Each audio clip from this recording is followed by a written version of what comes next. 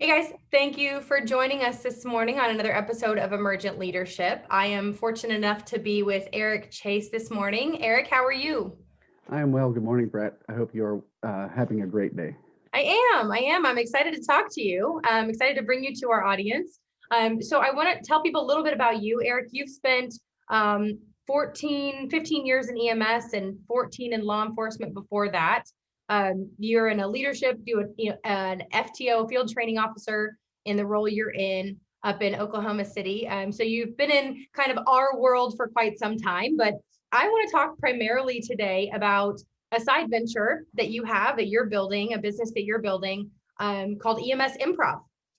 So before we jump into all of that today, and I know we're going to talk a lot about mindfulness and awareness and kind of how that relates to some of the direct struggles and challenges that EMS caregivers and EMS providers and first responders have. And we're going to talk about how you navigate through that. But can you tell me just a little bit about you, Eric, your journey, where you started, and kind of how you got to where you are today? Yeah, that would be awesome. Thank you. I'm enamored as I sit here and listen to you. And after having watched so many of your podcasts, I'm just excited. So thank you.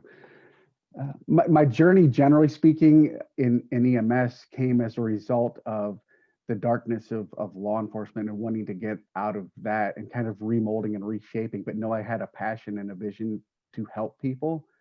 So in 2004, 2005, that's kind of where that transition happened. I had a period of time in my life that law enforcement was wonderful. Camaraderie, the teamwork, the team that I was on, the special operations, at that level, it was pretty exceptional. But on the day to day, it was pretty mundane. And it got to the point where whether alcohol was an issue or suicidal ideations were an issue amongst my peers, amongst myself, I had to make a change. I had to make a difference maker. And I kind of had an out because I had to have surgery on my ankle and my shoulder because of all the things that I was doing with the tactical team and playing rugby. And I took the opportunity to medically retire, if you will, and kind of refocus and reshape Mm-hmm. my outset and my outlook for where I wanted to be. Mm-hmm. That's a lot, and you've told that story before, I can tell. That's a lot in a very short time. So I heard a couple things. You were in a career in a field that you loved, but that came with its struggles, right? So you have that baseline. I want to help people, which I know a lot of people in EMS and healthcare have. A lot of reason people get into this industry. But a lot of people, it's not why they stay, or it is why they stay, and they continue to struggle because of that choice. And so I just heard you say that you took an opportunity when you had a personal struggle and a battle that you were going through, to do something differently and to be very mindful in that decision. So, cheers to you for empowering, that self-empowerment, right? Making that tough decision to make a career transition because of how something was affecting you personally. And so obviously that's a great breeding grounds for doing something differently, and for creation, and for all those right brain things that I personally love. But also on the back end, and I've also personally been through this. You took a step out of a career that you've been in for 15 years, a pretty long time at that point, I'm sure, in your career. Where did you go from there, Eric? So are you talking about more psychologically, or are you talking a little bit more foundationally? Fair question. Let's go foundation, and then we'll go psychology in a minute. All right. So what I had the opportunity to do was kind of pursue what helping people would do.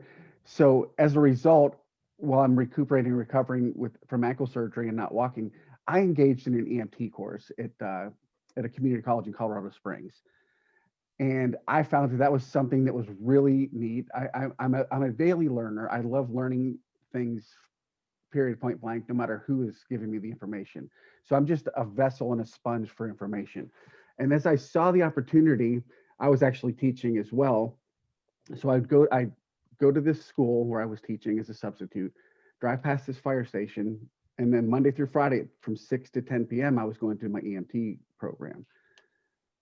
Whatever reason, the fire department just kind of lit a light for me. And sorry, the dog just walked in. Lit a light for me. And as I was preparing to graduate from EMT school, I'd stopped by the fire station on my way home from work one day. And I just said, "Hey, I know that you have ambulances. I'm curious about getting a job." They kind of laughed and chuckled. In Colorado, they're pretty much fire-based EMS in a lot of instances. And they said, "We are going to be having an academy here in X amount of weeks or months." And I'm still in a cast. So they're like, "You need to get in shape and do all these things." Well, long story short, I was able to matriculate into the fire service, become a fire academy class leader. They sent me to paramedic school. I worked also for GMR or AMR at the time in Colorado Springs, and that kind of birthed my fire EMS role. Mm-hmm. And so today you're up in Oklahoma, transitioned over to the south with us, and are operating in a private ambulance company up there for the last few years. But so you've been in this world. Obviously, you understand it. Where I'm curious to learn more, Eric, is how did you take that personal journey? And you mentioned the improv, which I think is so fascinating. For everybody who's never done theater and they're not right brained, they're like, yeah, turn it off. Don't turn it off yet. I want you to hear this. Because what Eric does that's so cool is taking that experience that he had, those struggles and challenges, personally, psychologically, and I'll just say them, like you said, addiction, suicide, or some of the things you mentioned, that people go through. And those are very real discussions. Burnout, people struggling with how to emotionally handle difficult calls, or some of those challenges that are so real. And I wanted to talk about, because there's so many tools even in our industry, which doesn't feel like there are so many tools and so many things that people can do to manage and to cope that are not alcohol abuse or a substance abuse or avoidance tactics, right? I mean, it's very normal for people to just dive farther into work and work 80-hour work weeks because they don't want to manage, right? They're hiding from themselves. And so they bury and they pack and they bury and they pack. And until there is no more packing, there's nowhere else for it to go, right? It comes out in a lot of different ways and manifests. So that process is very interesting to me. So you take your career, you've decided you've got to do something cool. You've got to do something differently for yourself and for the industry. They're birthed EMS Improv.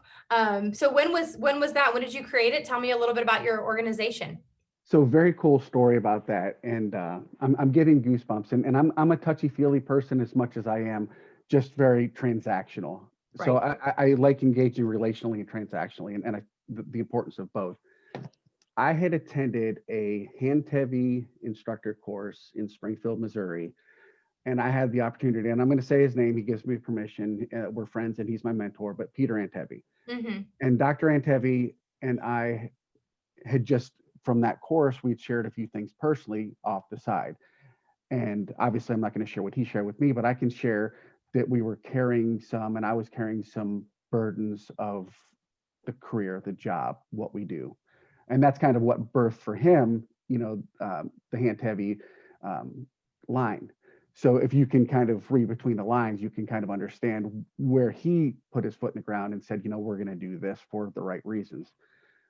My wife actually had a conference in Miami, and where Dr. Antevi is, it's not far. So I rented a car, made sure that he was going to be in town because, like you, he's very busy as well and all over the place. He and I went and had some brunch or lunch together. I got to see the Antevi office, and we talked, and he is a pusher. He is an energizer. If he thinks something is going to be good or well received, he's going to push it. So he was a pusher and a motivator for me.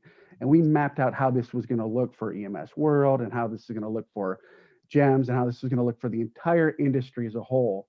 And as you can see, we just had papers all over the place. And he said, "This is what you need to do."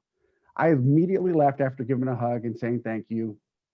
I bought the domain name in my hotel room in Miami, Florida, and then started figuring out how this was going to actually develop into something and manifest so that I could be the person that you see today and hear today, that's foundational, that has something of substance, that is not just a mask wearing person that you would have had. If we could have talked for an hour, you'd have said, "I don't even know who that person is," because there was no substance there. You don't mean mask wearing because of COVID. You mean Mask wearing meaning not vulnerable, and mask wearing meaning borders and boundaries and walls. Borders, boundaries, walls, facades. Yes. So thank you Right. for pointing that out. Absolutely. Well, this is the day and the age we're living in, right? Like, that was not a political comment for everyone listening. It was not a mask opinion. Um, anyway, so right. So to mold into who you are and how you are, you have to go through that journey. And so you've gone through a journey. So how do you help people? You've got a business plan. And when was that conversation, Eric, back in So that Miami? conversation would have been, what year are we? 2019, 2018. It would have been November of 2018, Okay. just A couple before years ago. Thanksgiving, or Okay. might have been just after Thanksgiving. But yeah, so we're about 2 years ago, because I went all in kind of about a year and a half ago, where I created the business plan, the business model, and then formally became an LLC about 12 months ago, Right. when I actually said, "Oh wow, I'm getting a few checks and I have some employees that I 1099. I need to do this a little bit more Right. above board, if you will." Yeah, well, on the books, it makes life easier. Yes. And so congratulations. I mean, it's exciting, and you're doing that while managing a full-time job as a caregiver in an EMS system, in Oklahoma, right? Yes. Right. And I think even more importantly, as a full-time husband, a grandfather, and a father, and I think that, if you allow me just a little bit here of latitude, I'd like to share one other piece to kind of the foundational um, importance of why this was something for me that I needed to do. Okay, thank you, and I appreciate that. Of course. Being real is so fundamentally important to the person that I am becoming, because a very important person in my life, my wife, her name's Stacy, called me out. I was literally sitting or standing in the kitchen one afternoon after she came home from work. It was one of my days off. And she was talking. And I know I've said this before, but it's so important for me to get across. All I heard was blah, blah, blah, blah, blah, blah, blah. And I wasn't trying to be melodramatic, and I'm not trying to be um, derogatory, but that's how I was so consumed with anything else that I couldn't even hear her. And all of a sudden she blurts out, to me, it was a blurt out, "You need to find your joy." And it was piercing, it was riveting, it hurt, but yet in retrospect, it was probably the most important thing that I could have heard. Yeah. One of the things that you talked about earlier, talking about the cumulative trauma and how we get to the positions that we're in, the decisions that we are, the pain, the hurt, the guilt, the shame. I'm trying to create cumulative joy now to combat the cumulative trauma. And if we can grow cumulative joy, we have mirror neurons and mirror receptors where we engage with people. It's either going to be positive traits or negative traits. And I've got to engage with people that are more willing to share their positive traits than their negative traits. And Wow. that's kind of what EMS Improv and the opportunity to be a better person, to be a better partner, a spouse, a husband, a wife, a coworker, is what's driving my mission. And it's people like Stephen Cohen and Peter Antevi and Brett Lau. I mean, you're here, but I've got to say to you as well, because every person that you've interviewed, you've engaged, you've allowed them to share their story. And in the meantime, that's where we start collaborating and sharing creativity and sharing the opportunity to learn and grow. And that's what's been missing in mobile medicine and in EMS, because just because I have X amount of years of experience does not mean I should be the manager, the leader of that organization. Right. And it's got to be called out. What tools are we giving to these people? They're all wonderful people. What cumulative joy, what cumulative leadership abilities are we giving to them to grow them into the people that they want to be, inside or outside of EMS and mobile medicine? So thank you for kind of letting me go Yeah, there. I want to stop you right there because it's so powerful. You just said something that is it's a caregiving sentence, right? How do we give people the tools? So whether you're a warm fuzzy who loves to hug and interested in improv because it's improv, or you're a lifelong EMS leader or clinician, or both, or just a person who's interested in personal development. I just heard you say the most leadership thing yet is that it is our job as humans, you believe, as part of your cumulative joy and part of your journey to find your peace and your success and your fulfillment in helping others. That's very caregiver. But you're also saying it's my job to give them the tools. And so you've made it a personal mission, which is the definition of leadership, right? Make it about other people and people will follow. If I stood on a platform and said, hey, my name's Brett and here's why I'm great and here's how I'm, here's all the things, people don't listen to that for very long. They might listen for a minute. People listen to, LeBron James and they listen to whoever. I mean, pick a celebrity. They'll listen long enough until they figure out what that person is about. And then when you find out who a person is and what they're about, you make a second choice. Do you continue to follow them or do you stop following them?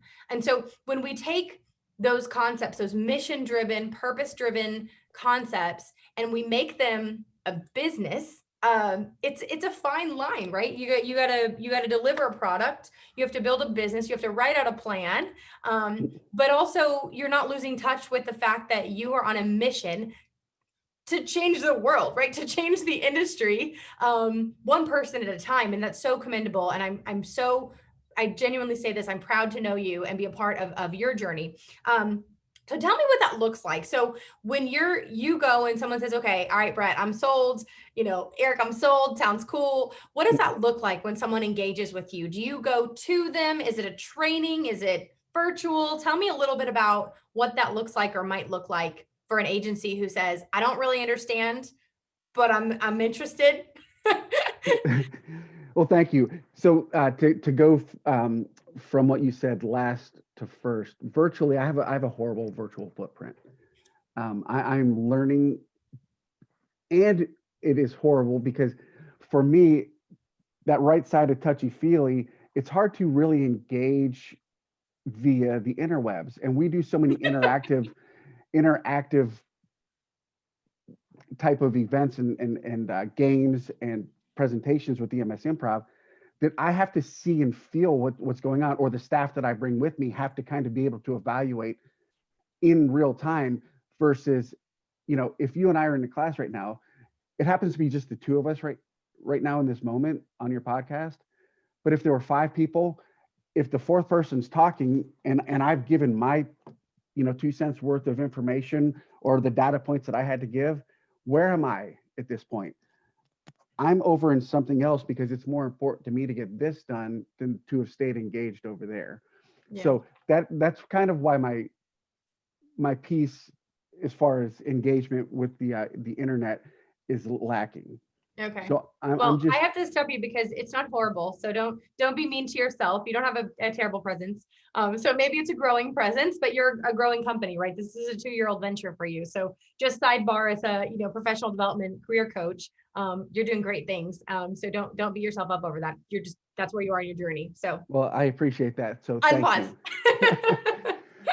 So the biggest thing is when people say, "Hey, I'm uncomfortable, but I'm interested in having you come out here." I have a friend out in Virginia that did that with his fire department and EMS agency. But more here locally, it's like, what can we do? What can we, meaning EMS Improv and the people that work with me, do or say to show you the value? And it goes back to some of the things that you hit on earlier, but the people that we do with, whether it's a class or a workshop, is to get them initially feeling vulnerable while in a pro-social environment. And the key is pro-social environment, because all too often with our dark humor and the way we deal with people and interact, we tend to be negative and laugh at people as opposed to with people. So we, first of all, share that the environment is going to be of trust, and we have each and every person there engage, be mindful, introduce themselves, because you may know them. They may be your lieutenant, they may be your officer, they may be your subordinate. So that in and of itself creates an atmosphere of fear or anxiety. Yes. It's no different than what we do in real life, but we let them know that there are implicit rules when you're in this class, in this workshop, and you're going to talk about I feel statements, and you're going to be okay with whatever comes out of your mouth. We say, we've got your 6, I've got your back in law enforcement and all these other fields, but in EMS Improv and in Improv specifically, we literally say, before you go out there, I've got your back, and we physically put our hand on your back and look you in the eyes, and I'm going to be there to support you.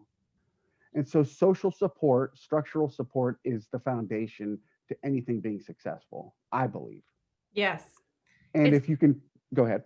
it's community, right? It's one of those, and I talk about this on, I would say, probably half of my podcast. It comes up because it's the foundation. Is that, the general truths are we're all humans.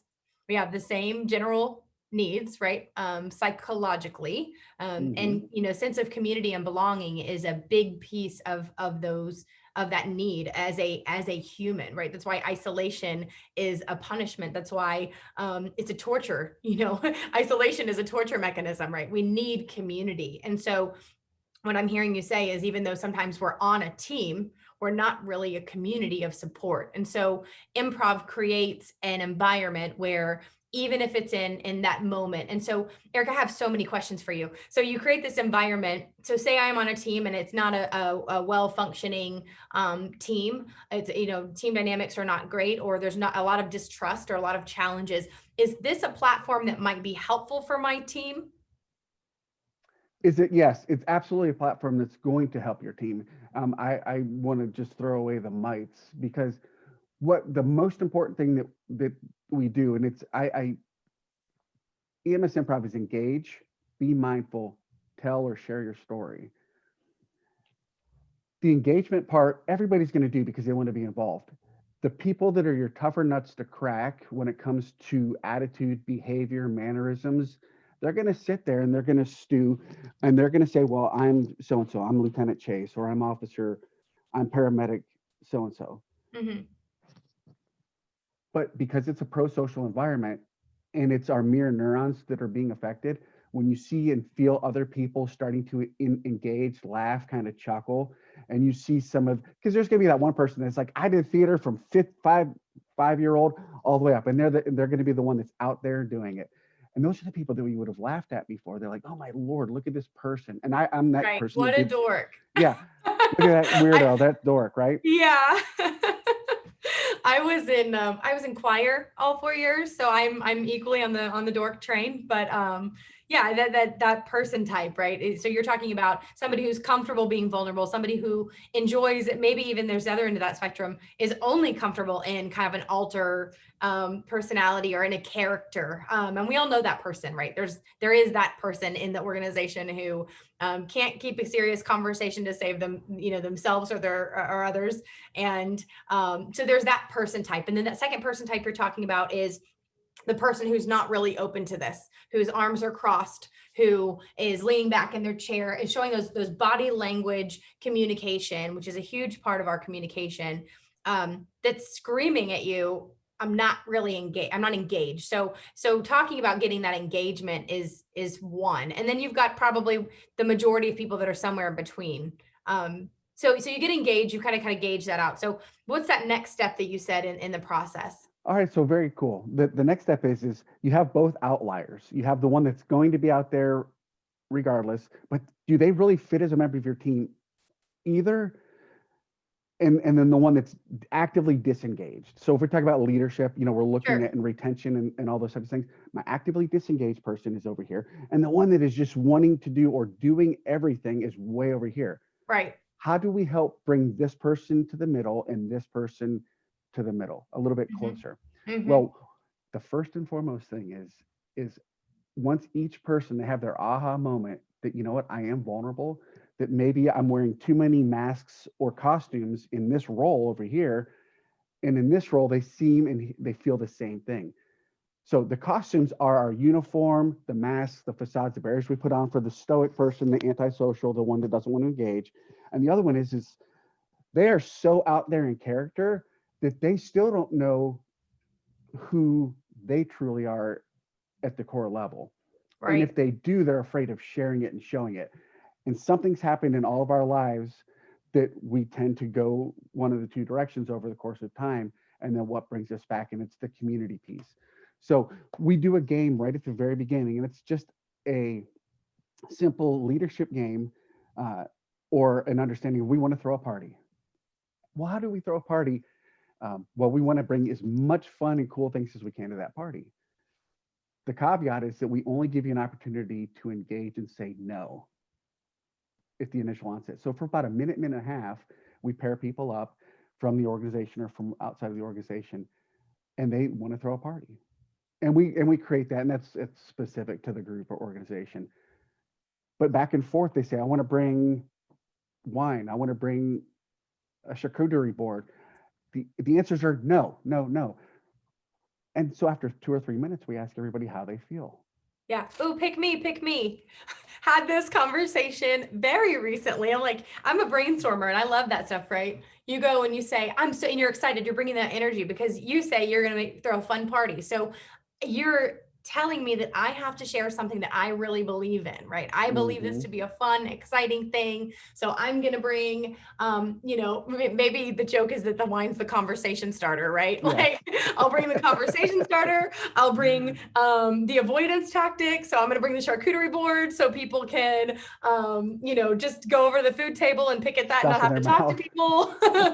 I'm kind of creating safety nets for people, but I'm going to bring the music. I'm going to bring all these things. And so I'm excited about it. And you're telling me that the exercise is practicing people being shot down, people being told no, getting kind of comfortable and feeling through and being mindful and conscious of what it feels like when you're excited about something and you don't get a response, you don't get engagement. You're told no. So how do you deal with that? Very cool. Okay. So where do you go from there? So immediately thereupon, we ask the people, the individuals, how that makes them feel.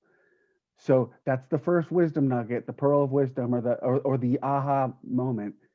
I just shared something that I didn't even want to share because I was coming here not planning on giving anything of myself, and I was actually angry that they told me no, or it hurt my feelings, or it reminded me of a boss, or an instructor at the community college, or whomever it was, a loved one that never let me be myself, or be something, or do something. So the creativity, the opportunities for growth are just immediately shuttered, done. The very next thing that we do is, I would like you to say yes. Yes. So you're already starting to feel a little bit better. You're going to hear yes. However, you say yes, but this time. And we go through that for several minutes. Again, they're paired up with the same people, or sometimes we switch them around depending on how we're seeing that they're engaging or not. Excuse me for my hands, that'll look horrible on the video. We do the yes button, kind of run through the entire experience again.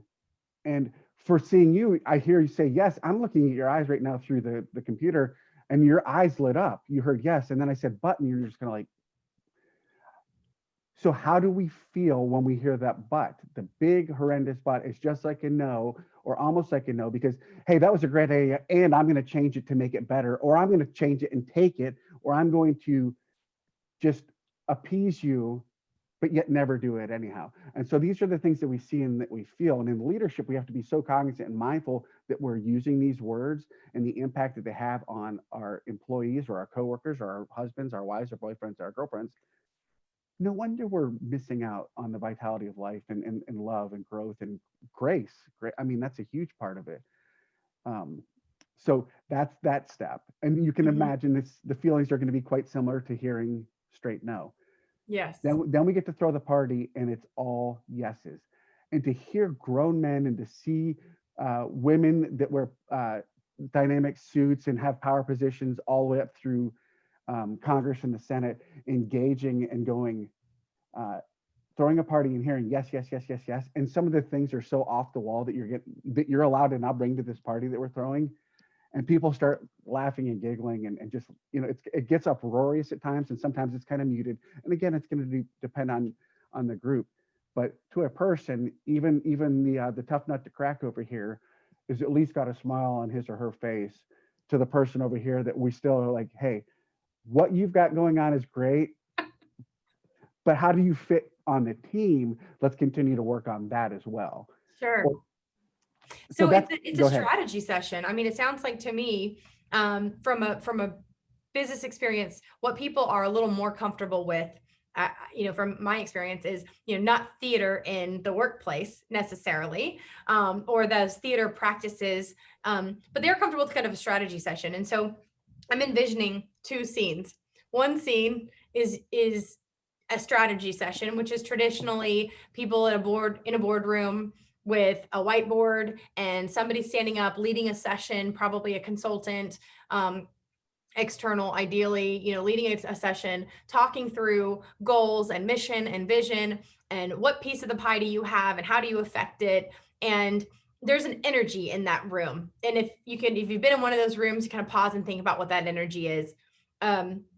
It's a lot of range of emotions, but that energy is typically, in my experience, if you're not the person making the decision, it's well, let me make my case and see how it goes. It's not a terribly, and a great team. It's a really great, in a great culture and a great team. You've got a lot of opportunity to build and do the brainstorming and to kind of play off of one another's ideas and things. And it becomes a very, very powerful session and a great use of time, no matter how much time it takes.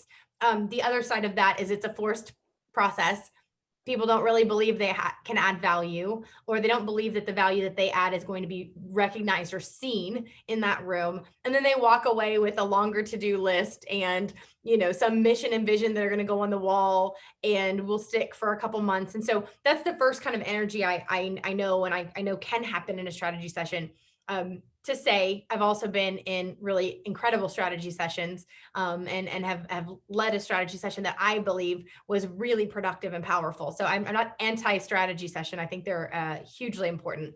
But this, to me, improv might be an alternative to a strategy session, because you're doing a lot of things at once. You're talking team building, you're talking personal development, you're talking professional development, I'm sure. So how do you take all of this stuff? So you go through this exercise and someone's in a room and you've got the CEO in the room going, you know what? I'm going to bring monkeys to the party and we're going to have dancing and we're going to have balloons and the monkeys are going to pop the balloons and everyone's going, yes, sounds like so much fun. Bring your monkeys. The totally different, the energy is people are laughing because it's silly. And when you have that ability to dream, and to have that space to be in that. Some people are more comfortable with that than others. But how do you translate that, Eric, to business effectiveness? And how is, if somebody says, this sounds great, I want to engage personally.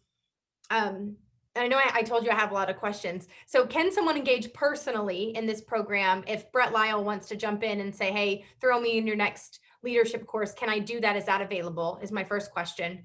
And then secondarily, if I say this would be valuable for my leadership team at my organization, is that available? And who might do which, and how do you navigate that with someone who might be interested in having a conversation, Eric? All right, so first and foremost, yes, the opportunities for whether it be specific leadership or sales dynamic team, or a fire department, EMS agency, law enforcement, that it's all available. And the cool thing about the improv is that I'm going to ask you questions about what was your motivation for asking the questions and why you think you want us to be there. And then I may even say, for all your prospective participants, or if it's one of those forced participations, I want them to write anonymously some issues and concerns that they have for the organization or within the organization. Sure. Because we need to kind of have an idea of what's going on. It's gonna happen organically in those events, those games that are happening, and the CEO, the CFO, the leadership is gonna feel it, presumably. But we have to know kind of what games to bring to the table to get those things in the time frame that we have. We might have 8 hours, we might have 4 hours, we might have 16, depending on the type of level of conference or class or course that they schedule with us. Sure. But the first and foremost is understanding their specific needs, and then expect their understanding to give them the value of what they need. They may say, I don't know what I need. And then we can put together a course or a class or a workshop that's just going to let us evaluate people where they are, and let the CEO or the leadership team be there and feel that level of connectivity or engagement and see if it does grow and matriculate over the course of the workshop. Sure. Oftentimes they're going to see it and they're going to go, okay, well, this is what I'm missing. So first and foremost in improv as well, it's listening. Because if you give me something, an idea, a scene that we take from the audience or our coworkers, I have to listen and be mindful. So yes is going to be the automatic. I'm going to go with it. How can I build on that? And all too often in meetings and in organizations and teams, we're not listening to listen, we're listening to respond. And the only thing that we know that frees us in improv and the improv games and the improv workshops is that I know that I'm going to go with it, but I don't know where it's going to go. And that's the freeing part. That's the creativity piece. So I can sell it to an organization and say, you know what, if you're open to creativity and collaboration, because you're truly going to be mindful and present and allow them to be, initially it was forced upon them. Once they see that you are intent and purposeful about allowing them to share, and that first person tells their story or shares their vulnerability or their uncomfortableness, the other people will start, because we're creating an environment now that is allowing for the positivity versus the negativity, where we're going to be afforded the opportunity to continue to say things that in many cases would have been seen as just outlandish. And there's no way in heck we could have ever thought about that in this organization. Well, no inventor would have ever created anything if they were just put aside. And that's why EMS Improv was kind of birthed and born, because I don't know what I don't know. But I opened my mouth and Peter opened his mouth and we started sharing our shared experiences and said, this is something that can be practicable, yet maybe off the wall for what people are generally doing. It's different. It is different. And then you know what? It's not even different, because I wrote an article for EMS One several years ago. Did y'all just hear what he did? He went, yes and no. I love it. I started researching improv, and there's a guy that people in my generation, but there was a movie and also a TV show called MASH. Well, Alan Alda is a pretty amazing person, and if you don't follow him on LinkedIn and Twitter and stuff like that, you should. He's pretty neat. Improv to Engage and Alan Alda and medicine, and then the University of Northwestern, third and fourth year medical students, EMS medical, or I mean medical improv, and I'm like, okay, so this felt good. This felt good to me, right? And we've taken it off the ground, and we've gotten these national engagements and this course and this local opportunity. Just a little plug. I just wanted to say I've had some very awesome national engagements that were canceled last year, and I was also paid for one that I'll be doing this coming June. Knock on wood. Mm-hmm. The money that I make that doesn't go to shirts or uniforms or 1099s for employees or like keeping up the domain name, stuff like that, to organizations that can't pay a little volunteer department or volunteer EMS agency. We are taking care of those organizations without asking for a dollar. So I think particularly this time of year, Friendsgiving, Thanksgiving, what we need to be thankful for. I'm thankful for the opportunities and the checks that I've received, that for the organizations that literally look and say, I want to grow. I want our team to feel engaged. I want our team to feel like they're their own individual selves, but yet we work together collaboratively. So we do that. And I apologize for making that segue. It just kind of hit me in the feels, so I wanted to share it. And with the feels portion of the improv piece, when people start connecting again to themselves, you know, the person, that the child laughs 300 sometimes a day, and we're fun, yet, you know, and you can still be confined to rules and order and structure in your business. But why don't we laugh? Because we're really not connected to ourselves anymore. We have to go through so many layers. You know, there's the analogy of peeling back the onion or taking off the mask or removing the facades, taking off the costume. Well, we also do this every day. We improvise every single day in our lives. And even if you know that and you're a pragmatist and you say, hey, you're not going to teach me anything because I do improv every day. Well, how about we still get together, because maybe we can hone your skills and maybe you can teach us something as well, and make it a collaboration. Yes. And that's so great. You're talking about honing in a skill in improv, and I didn't make that connection before, so thank you. But improv meaning you're in a meeting, somebody throws out an idea, and what do you do with that idea? And so that happens how many times a day, right? It depends on the organization you're in. If you're in a group or you're on a team or you're in a leadership or even on a truck, you know, you're the person running the truck.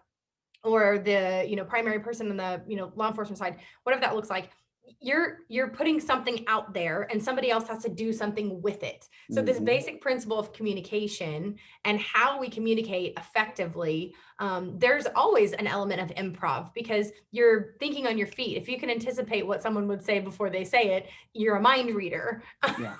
I don't want that gift. I'd rather get better at being, being better at kind of the response to the things that people say and the things that people do. Eric, I am so impressed at things you're doing. This sounds like an incredible tool, which is why I invited you to be on Emergent Leadership, because clearly your path and your leadership journey is not just about you, as I don't think it can be in a real leadership role. It's about others. It's about making a difference in the industry and using your personal experiences to build something and to create something. And I just think that's the coolest. So thank you for sharing what you're doing with me and with our audience. And just before we jump, if someone says, this is it, and I don't really get it, or I totally get it and I'm in it, how do they engage? I know in the world of COVID and virtual, are they in person, or I guess the better question is, how do they reach you to ask the right questions? Well, so thank you for that. I'm on LinkedIn as Eric Chase. I'm on Twitter at Improv Eric. emsimprov@gmail.com are a couple of the ways that they can engage with me. And the best thing that I want for the naysayer, for the person that just kind of that's not going to help us or that can't help us, ask a few more questions. Let me or a member of my team, if I'm unavailable, get with you on Zoom, or hopefully this spring, let's meet in person, and let me just give you a game plan. Let me listen to you and talk about your organization, and just say, these are some of the things that I wish I could improve upon. And Sure. let us say, this is how we believe we can help you improve. Right. And we can go Really, from there. sure. Really consulting on the needs and then Yes. building something custom based on that, which is very powerful. Eric, thank you so much for your time today. Brett, you're awesome. And I wish you continued success, and thank you for this opportunity. I'm humbled.